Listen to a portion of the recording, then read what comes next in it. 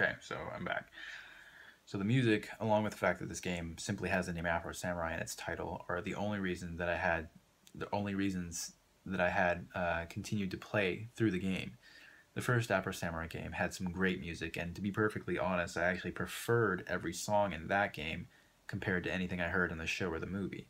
The RZA of the Wu-Tang Clan is back with some killer beats, but a lot of music that was in the first game was actually produced by another guy named Augustus the Elephant.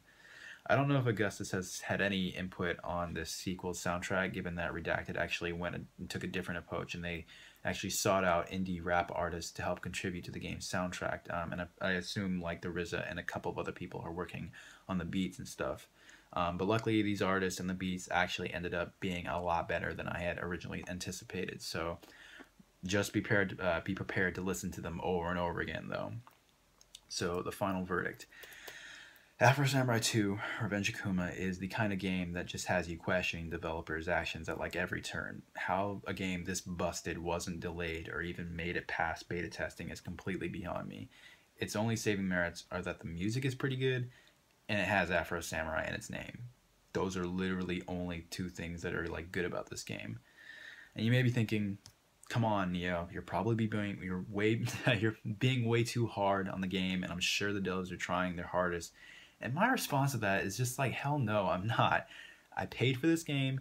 I reviewed the first game when it first came out, and Afro Samurai is like in my top 3 favorite animes of all time. Like, I actually liked the first game a lot. I liked the demo so much that I kept it on my console even after I actually got the full game, because I just like playing that part so much. And after you actually beat the official game, you can't select it, even though you can select the levels again. You can't actually select that part that was the demo part, because it's basically like an intro.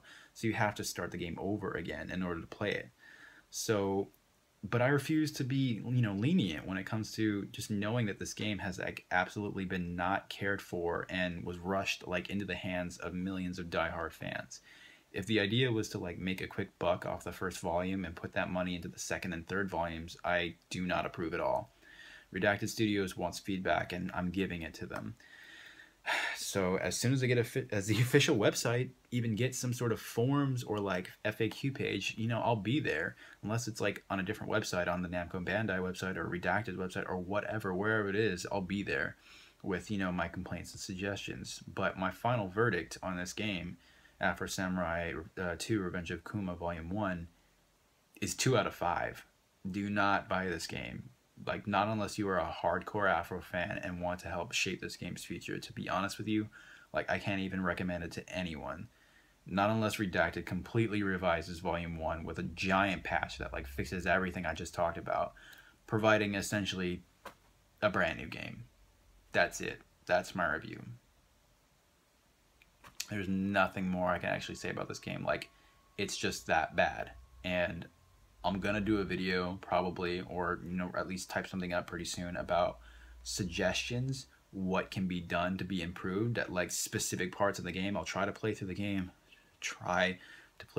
again and find certain parts that can be fixed in a patch or whatever. Like this camera shouldn't be there, or this camera should have been a little bit more to the left so it didn't glitch or collide with this object that it was going through, or the audio should be played, just things that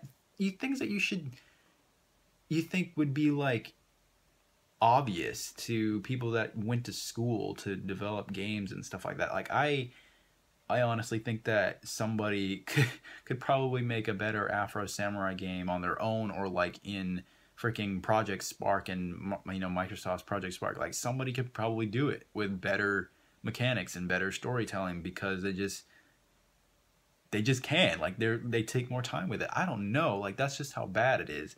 And like I said, like, I want to support Redacted, but I don't support putting a game out this bad, and expecting people to buy it and then putting that money into the other stuff. Like, literally, I kind of feel like it's like the Fantastic Four, how bad the Fantastic Four did. Nobody got a refund. But, the next thing they could have done was saying, no, we're not going to make the sequel or whatever. But they already said that they want to make the sequel. But it's like with this, they've already committed to making 2 more episodes. They can't just, like, cancel those ones because this one did so bad. But, like, it just doesn't make any sense. So that's pretty much all I have to say. Like I said, suggestions, I'll try to come up with some, but there's like no way to get in contact with Redacted other than like Twitter or YouTube, I guess.